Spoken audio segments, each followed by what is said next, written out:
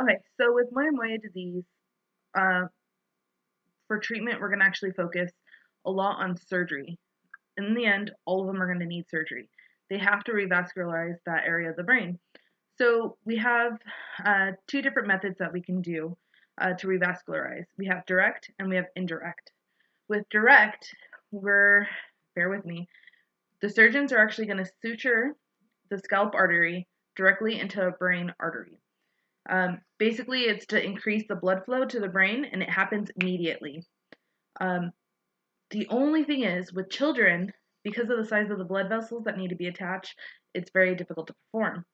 Another complication of this type of surgery would be stroke, which is the very thing that we're trying to prevent. So, with indirect revascularization, it's actually to increase blood flow over a gradual time. So, we actually have two different procedures. Yeah, bear with me on the name. So we have encephaloduro-arteriosinoangiosis, EDAS for short, or we have encephalomyosinoangiosis, EMS, and then they can actually do a combination of both of those procedures. So in EDAS, your surgeon will actually separate a scalp artery over several inches, and the surgeon makes a small temporal opening in the skull directly beneath that artery and attaches the intact scalp artery to the surface of your brain. This allows blood vessels from the artery to grow into your brain over a gradual period of time. The surgeon will then replace the bone and close the opening to your skull. In EMS, the surgeon separates a muscle in the temporal region of your forehead and places it onto the surface of your brain through an opening in your skull to help restore that blood flow. In a combination of both, the surgeon will separate a muscle in the temporal region of your forehead, places it onto the surface of your brain, and after attaching the scalp artery to the surface of your brain, the muscle will help hold that artery in place as the blood vessels grow into the brain. Your surgeon may also peel the outer layer of the skull. It may serve as an additional source of new blood vessels to the brain. This is important for areas that cannot be reached by the scalp artery. Your surgeon the surgeon will probably make burr holes, which will also allow new blood vessels to grow. They may do it as a separate procedure or they'll do it in combination with other procedures.